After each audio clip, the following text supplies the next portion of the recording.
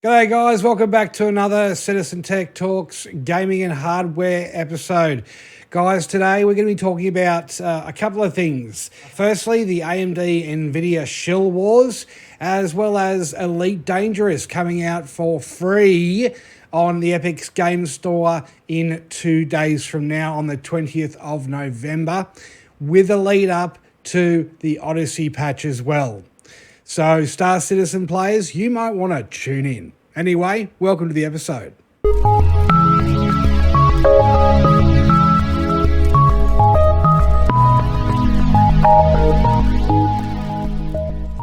Alrighty guys, let's just get started off, okay?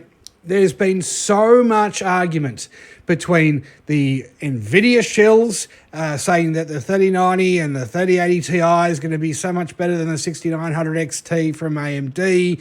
The 6800 XT is not going to keep up with the 3080 Ti, and we're just going to be going around and, NVIDIA's better. Guys, no, not this time. From the original RTX launch to now, NVIDIA has been dropping the ball like a sack of potatoes, yeah? They have not got anything right. Their drivers were terrible for RTX. Now they did the Battlefield 5 RTX benchmarks and showed reflections on and off, and some looked really nice. Other stuff looked a bit how you're going, especially water reflections. They looked like liquid metal with a mirror kind of image put on top of them. That's the DLSS kind of implementation. Their frames at first really sucked on a 2080 Ti.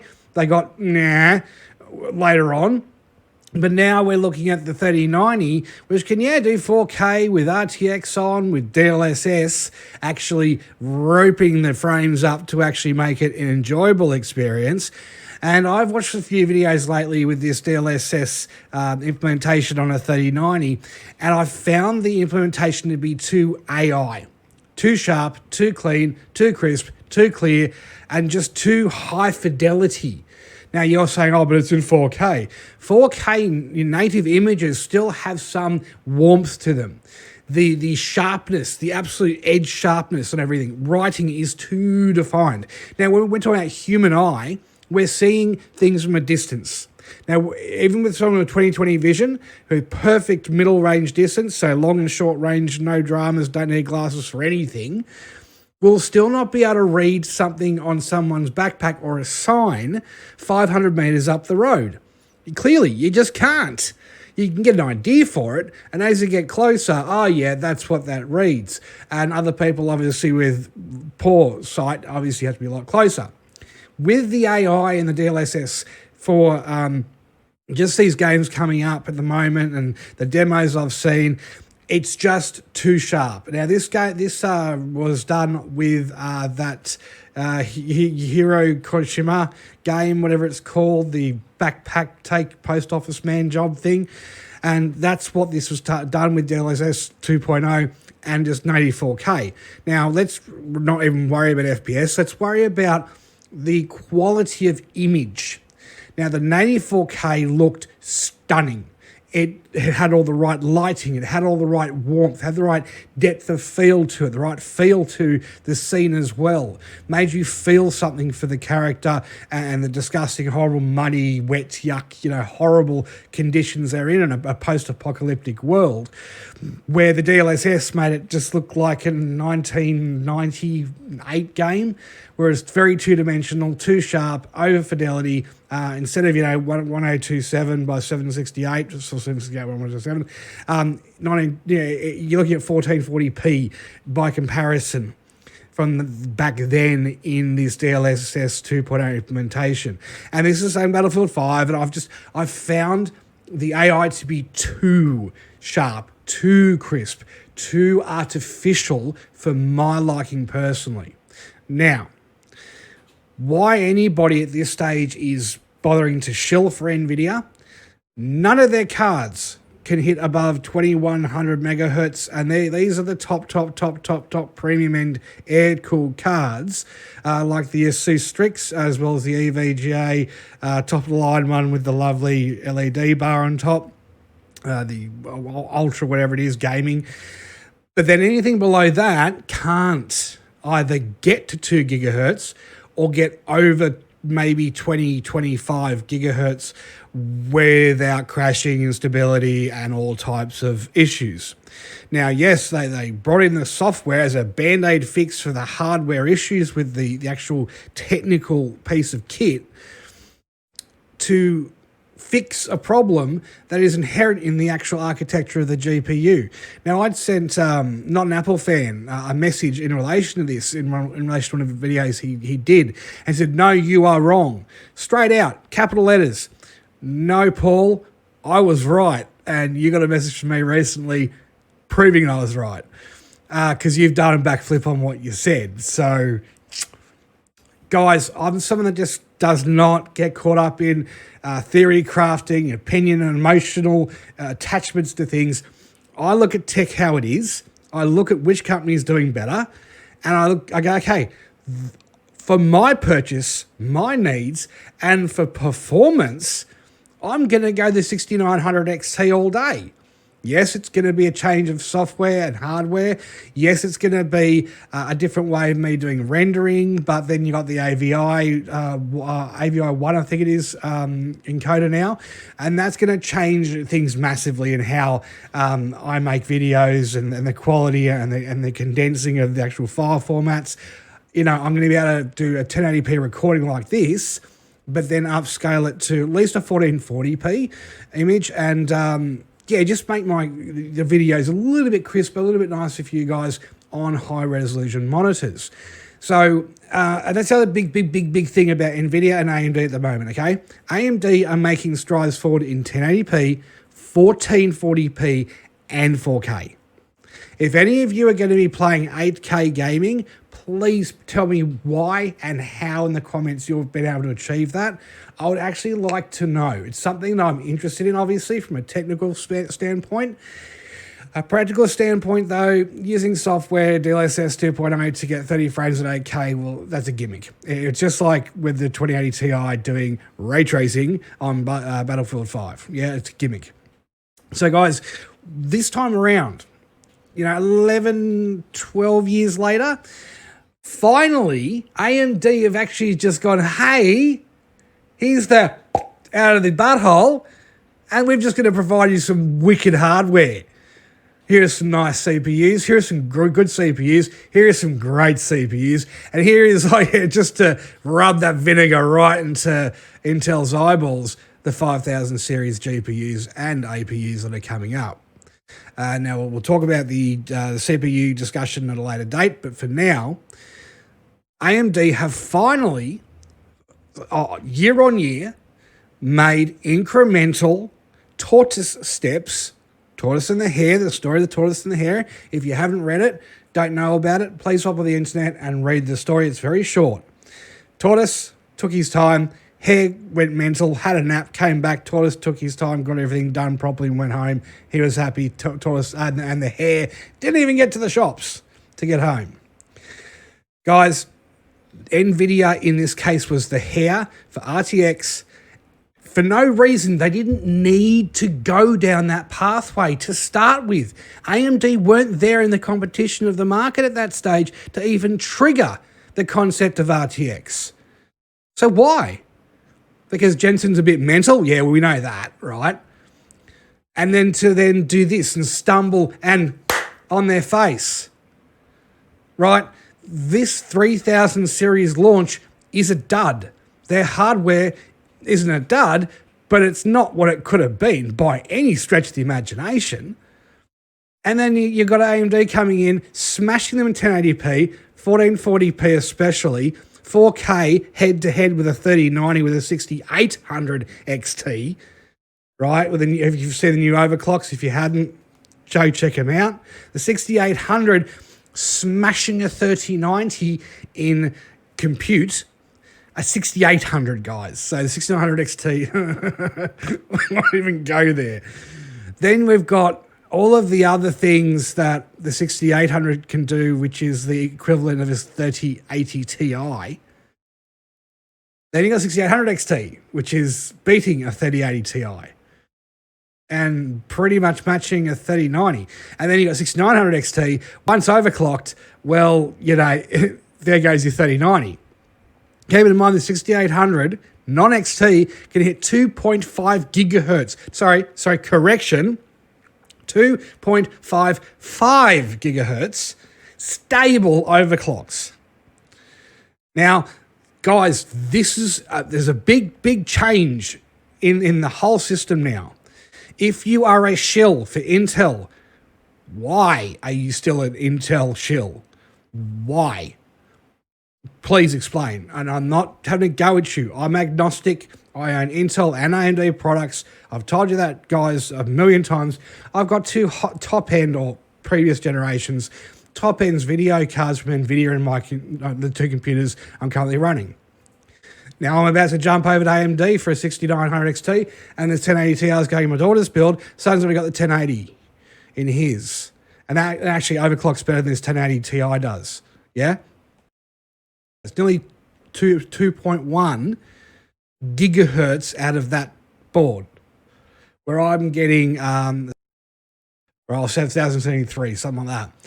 He got a better card for a 1080, and I'm sure if you put the faster RAM on from my 1080 Ti, it'd probably almost kick the crap out of my 1080 Ti. So it was my card to start with, but the silicon lottery, etc. But with these new NVIDIA cards, there's no silicon lottery, even with the AIBs. Yeah, you got two cards at the top that will get over 2.1 gigahertz barely, but then drop down to sub 2.1 gigahertz, and you're still not getting any spectacular frame increases. But you got a 6800 catching a 3090. Come on. If you're a shill for Intel, stop. Because Intel, you owe them no favors, and they couldn't care less about you for half of a millisecond of a heartbeat. Do you think NVIDIA care about any of us that have bought their cards? No.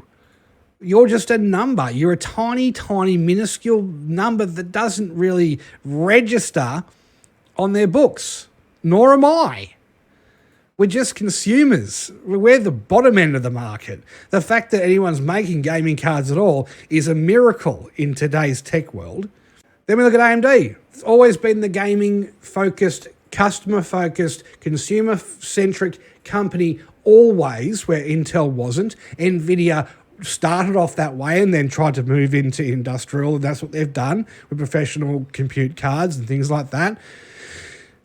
But AMD always stuck close to their roots. They had a small industry segment, but they were mainly focused on gaming CPUs and gaming GPUs. Now, with Roger Kadori on board, they got held back for a few years, and that's very unfortunate. The best thing to ever happen to AMD at this stage is Lisa Su and Roger Kadori leaving the company and going to Intel. Now, Intel are stuck with him with their crappy XE cards, which are never, ever compared on the high end with AMD or NVIDIA. So, guys, don't get your hopes up for the Intel cards. They're going to be at best probably a high to mid-range, middle of the market card. They're never going to hit the TIs and the XTs level of performance. While Roger Kadori is working for Intel, we will never see that level of performance out of their GPUs. It's just, I'm sorry, but I don't personally have anything against Roger Kadori. I don't know him personally, but his lack of drive, success, and, roadmap of failures has exceeded anything he's even got close to in relation to in actually any form of results that matter when we're talking about enthusiast level gaming or industry level quality cards, because the Frontier card sucked. The 7, right, the Radeon 7, the cut down Frontier card. Yeah, sucked. Very short lifespan as well. But what's happened now is AMD are in a situation and position where Lisa Su has obviously sourced the right people for the Radeon division. She has sourced the right people for the CPU division, obviously. And she has made sure, by being a hands-on leader, unlike Jensen, that she is making sure these quality controls are kept in place. And the results are reflective of her leadership. her hands-on leadership style. Now, she's not a micromanager, but she is an excellent supervisor and leader and revolutionary just business person who can see what AMD is capable of. And look, AMD have come out of literally nowhere, almost bankrupt, to now leading the market very convincingly. No questions asked in relation to the CPU division. And now, not one possible thing you can say negatively about the Radeon division. They have got it right. They won. NVIDIA lost. So stop shilling for AMD. Stop shilling for NVIDIA. Stop shilling for Intel. Because at the end of the day, guys, they don't care about us. They never have and they never will.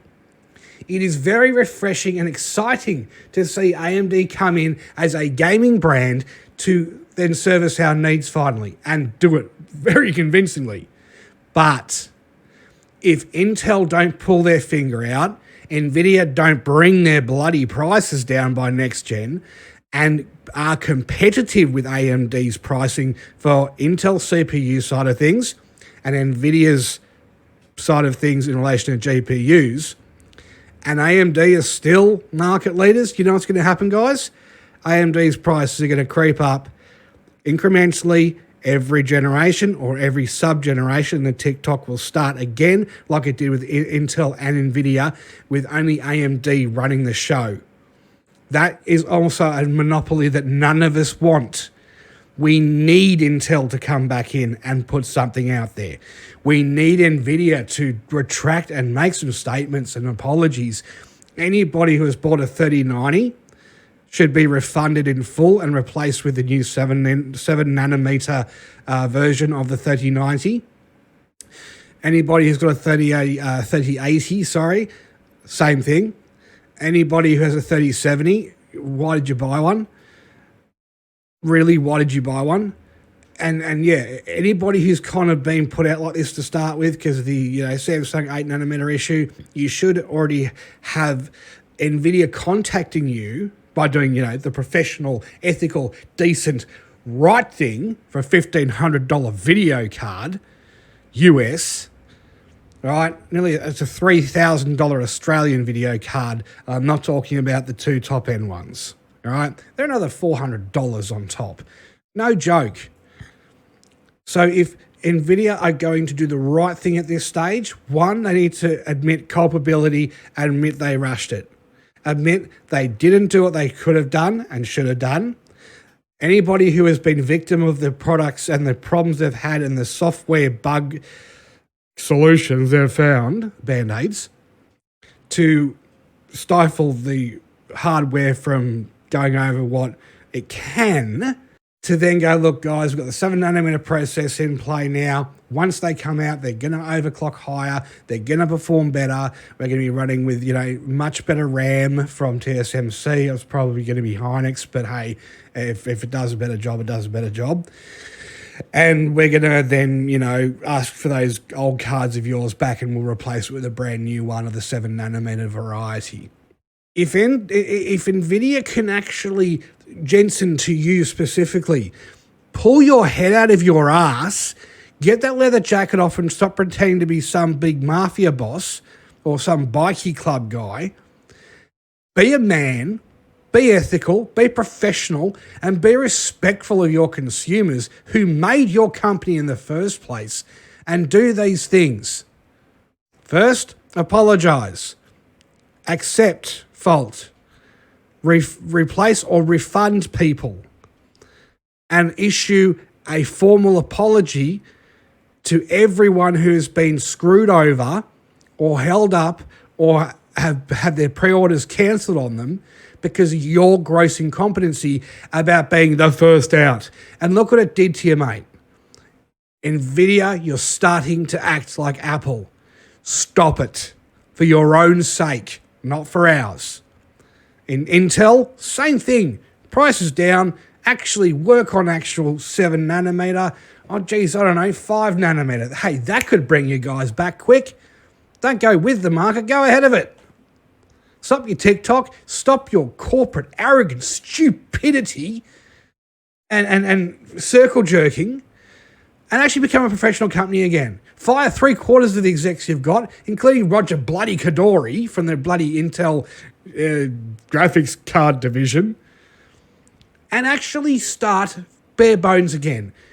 Actually start getting hands-on again, like Lisa Sue. Actually run the business, understand your product, and understand the process in which it goes together to actually put your product out to market. Because none of you have an idea, especially the board of directors. You're a bunch of lazy, fat, American, bloody rich snobs who have no idea about what's going on. It's not the 80s anymore. It's 2020. Wake up. Now, I haven't got really much to say about AMD because, well, yeah, 10 years of stifling and screwing around. Lisa Sue came along. Hey, they're the ones that are far from blame at the moment, but they are the ones of least blame at the moment. They are pricing things, in my opinion, the 6900 XT should have been $700 in US dollars, but who knows how these cars got put together. The onboard ray tracing hardware, I'm sure, was costly as a separate inclusion to the card and an additional module and an additional cost, which went from the 700 to the 999. Don't know. Not going to speculate. I don't do that. Guys, stop shilling. Stop shilling altogether, because especially young kids on the internet, you don't understand any of the history behind these brands and behind what all of them have done wrong by consumers in the past and industry. Just pull your heads out, shut your mouths. If you've got to get some twine and a sewing needle, sew your bloody lips shut, because just shut up. All right, you're causing more trouble and drama for us as consumers than you could possibly even begin to realise. And if you're getting a 3070 or a 3060, you're causing yourself trouble too. Just shush. Too many bloody mouths talking and no brains engaging. Leave tech up to the tech people. Now, one thing I do want to hit on is all of your major YouTubers at the moment. I will not put any specific names out there. You've probably already seen them in the thumbnail. Just a few of the ones who are the worst. They are paid by the manufacturers, whether it's Corsair, it's Deepcool, it's whoever, Nvidia, Intel, on top, to tell you crap, to tell you things that the corporate companies want told to an audience. These people are not professionals, they are not ethical, and they have lost all reason for being a YouTuber. YouTube is about you and me and my findings, my independent, qualified research backed up with evidence, right? Proof, facts, evidence. And to demonstrate that the other people are lying to you. That's what YouTube was for, and it is meant to be. Right? My little channel is trying to just stop it for everyone. And if these guys are getting paid $10,000 for reading one page of paper and lying to you, and then you make an ill-informed purchase, or a purchase that you get buyer's remorse from because you believed their crap, and when you got the product, it didn't do what they said it did, especially those goddamn benchmarks, right, mate, you're going to get upset. You're going to get ripped off. So do yourselves a favour. Don't listen to the big YouTubers, because at the end of the day, they are all corporate mouthpieces. Listen to the small channels who are going to go out of their way to tell you the truth, because we know better. We know the truth. They know the truth too. But most of them aren't even up with the tech in skill set. Yeah? Us small channels are, because we're on the front lines with this. We have to do all the research we need to do. We have to be hands-on. We have to review these kind of products for free to demonstrate the limitations of the product for one, the true performance of the product, and at the end of the day, we have no need to lie to you, because we're not financially benefiting from these experiences. These are our personal experiences, the YouTube side of it, and no one's influencing anything we have to say. And if I'm going to put on a product, I'm going to put on it, and I'm going to put on it for a reason. Now, the X-Flow right behind me, it works, and it's better than a data vac, and it costs a third of it. So why do other YouTubers go, you've got to have a data vac, you've got to have a data vac. Oh no, you've got to have a data vac brand, data vac. No, you don't. $150. Does exactly what a data vac does and better. Guys, stop listening to all the marketing, advertising, paid sponsor crap.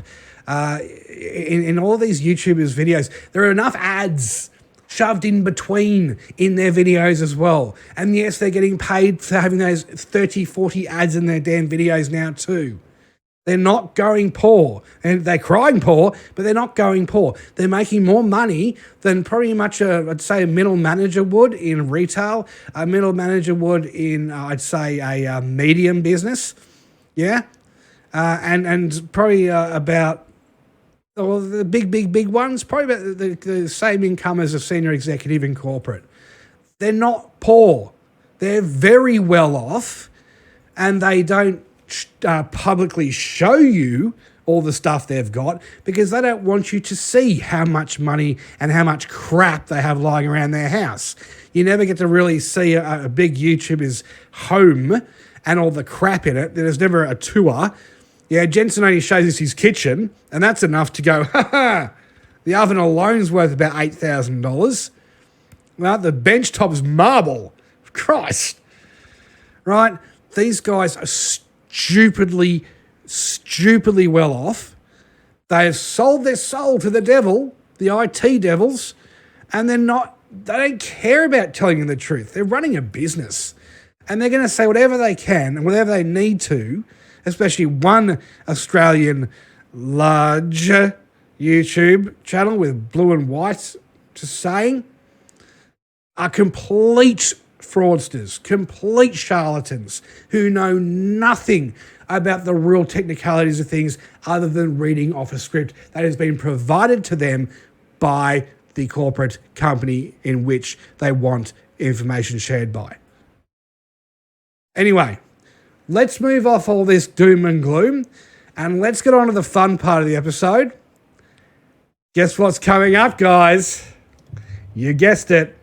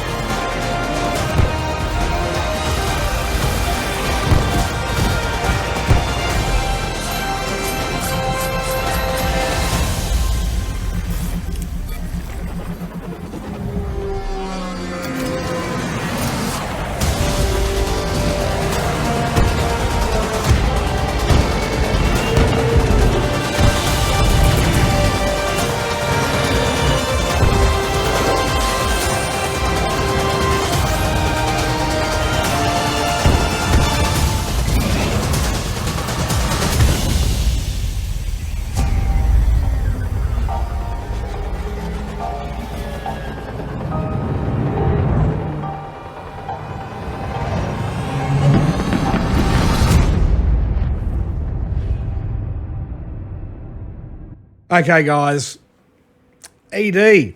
But did you know it's going to be free in 2 days? Yep, Elite Dangerous is going free on the Epic Games Store in 2 days' time. Guys, get your hands on it while you can. The Odyssey patch is about to come out, and when it does, it is going to be doing things smoothly, fluidly, mechanically, better than guess which game in development? Yeah, that's right, Star Citizen. The Odyssey patch, they have explained that the game actual on-foot EVA mechanics are going to be that of between COD and other games of the first-person shooter variety, but not too arcadey. So still quite restrained to human mobility and movement. No Quake kind of stuff. What Star Citizen has been trying to do for how many years? There is going to be shipboarding. There is going to be interactions with people on the ground and ships, and blowing up the ships on the ground or shooting rocket launchers into the sky at the ships and things like that. And yes, ships are going to be able to come down and decimate infantry. All the stuff that Star Citizen still can't get right is going to be now available in the Odyssey patch. Now, this is just a patch, remember. Once they've launched this, and the actual population numbers go up on the servers, then we're going to be looking at, I think, at very, very, very, very big patch integrations over time on top, to where everything you thought Star Citizen could be, Elite Dangerous is going to be. There was also hinting about alien species. So, no, I'm not. That's just what I've heard. Not going down that path, but there has been hints that there's going to be aliens, alien species, alien races in the game in time as well. So it seems that everything that Star Citizen head towards, ED is tortoising towards as well. And it seems that ED is getting it right. And Star Citizen, well, titanium, brick wall, running out of money, failed project really. Elite Dangerous, being the tortoise, plodding along and getting stuff right before they even release it. And they're releasing stuff, not talking about it, not having around the verse and reverse the reverse, and talking to the devs and the death of a spaceman and 10 with the chairman and all that crap. They don't have bloody, what's his face, the guy I hate the most in it either, Jared Huckabee, right? They're not doing that. They're not doing that kind of crap. They're just getting straight to the point. So look, ED is free on the 20th. Get it. Even if you don't even want to play the game more than 10 minutes, get it. It's free. And it has a massive, massive future ahead of it, where it is going to grow past what it is now, which is basically a mining collection game, just like Star Citizen, to add actual space combat, proper space combat game, where there's going to be, cargo escort as well as obviously the ground-based operations and also EVA stuff, shipboarding, piracy. There are 3 major factions that are vying for power in the galaxy. And keep in mind, this is kept within the Milky Way galaxy at the moment. But, from what I'm seeing, and alien races, we might be moving away from there. So that could be really cool with this game, where Star Citizen wanted to do it, but they just... Yeah, anyway. So, yeah, guys, look, it is free. It's coming up. Get it while you can. I think it's going to be a bit of fun, if not for now, in future. It'll be a great investment. I'm sure ship models will improve as well over time. The factor in your cockpit, hey, that's Star Citizen. It's doing its own thing, and it's doing it better and quicker. Oh, and there's also EVA vehicles as well. Yeah, there's actual ground vehicles you can drive around in too. So I don't think it's, that's something Star Citizen does that this doesn't. This is doing everything in the Odyssey patch. It is amazing. Also, a lot more lore, new lore coming in as well, and the Alliance faction, who are mining a certain kind of metal alloy, and it's going to be hard for us to get because they don't like people kind of coming and trying to get it off them, off the planets that grows on, and all types of stuff. So it's very interesting stuff coming up with that. Cyberpunk 2077. Guys, if you are still super hyped for Cyberpunk 2077, please tell me in the comments why. I have watched the fifth Wire 5 or fifth Wire episode today. I'm really thinking that a lot of people are going to be quite disappointed in getting what they get compared to what they think they're going to get at this stage. I'm buying it. I'm going to play it right through. It's a CD Projekt Red game, and it's bonza. It's going to be great as a single-player game, but I think there's a lot of you out there that are going to expect a lot more from it that is actually going to be made available. The size of the map is far smaller than I think any of you realise. People say it's still a really big map. No, it's really not. And the storyline is not going to be that long. It's going to be a bit more like, I think, the Fallen Order, Star Wars Jedi Fallen Order kind of storyline. It's going to be quite repetitive where you go from location to location, and as I was saying before, you're going to go next door to a place that you're at before to do a mission here and there and everywhere around the city and around, a couple of the outskirts and one up in space. I don't think your original single player content is going to get you more than maybe 20 hours worth of gameplay. A lot of people are going, oh, no, it's going to go on forever, and just like Witcher, it's going to take almost go as long as Witcher. No, guys, it's just not. I know, I wish it did, but saying that, why didn't they just do Witcher 4 in the first place and put Cyberpunk after that? That's what they really should have done. Common sense, just common sense. And it's not what the studio should have wanted. It's about what was logical for the studio and its development and its growth and its position in the industry as a AAA gaming company instead of a indie dev. And the only reason how they got Cyberpunk 2077 out anyway at this stage initially was the Polish government actually gave them money to get it up and get it happening. So, investors come in since and they've seen the benefits. But yeah, guys, I don't think it's going to be as good as you want it to be. And I think there's going to be quite a few people who are disappointed. This is why I made the Reddit shit show. Cyberpunk 2077 shit show Reddit page or forum, because I want you guys to tell me what your first impressions are going to be on week one. Pop off in there, write it in there, tell the truth. Don't worry about going into the main 2077 Reddit where everyone's going to be like, oh, it's so good, so cool, I'm a shill. Come into mine, tell the truth. No one's going to have a go at you. If someone does try to abuse you, they will be removed immediately, which we've already set the rules for in the actual Reddit itself. Link in the description below. Are they dangerous? Get it. Why not? Makes sense. It's free. Worst case, you'll always have it. Sadly, yes, it's epic. But hey, if you can put up with that, you've got probably a game that's going to surpass any other space game, I think, in the end. For first-person shooter, first-person cockpit fighting, the drivables, the environments, future aliens, or alien tech at least, game development size, actual size. They've already got very large ships in the game, whether they're capital or not, I'm not sure. But they've got them in. Star Citizen can't even get an Idris to work. Guys, give it a go. If you don't like it, keep it in your library. Who cares? It's free. Cyberpunk 2077, I think the hype's died down. I think that CD Projekt Red has done too much overpromising and under-delivering, just like NVIDIA has this generation as well. I believe that next year is going to be quite a rough year for gaming and a very rough, expensive year for hardware. They just a little tidbit too. AMD are already talking about the next generation of GPUs and CPUs. So if you buy a 5000 series, no, look, I'll keep that for a separate episode.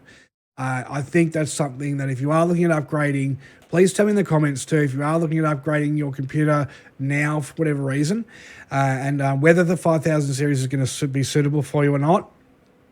My first initial statements are going to be no. And unless it's for a very specific use case that you're going to need that kind of hardware for, I would go with the Zen 2, which is a 3000 chips, and be happy for at least another 2 years until something spectacular comes out in relation to chip density, shrink. What else can I say? Get Elite Dangerous. Get on board. Have some fun. If you don't like it, well, who gives a crap? It was for free. Try the Odyssey Patch out. You might like it. I know I'm going to, because I'm already so sick of Star Citizen, I have to find something else to entertain myself with. And it's going to have to be ED. I know, have to be, I know, right? Such a first world issue. All right, guys, anyway, as per usual and as per always, peace out. Cheers.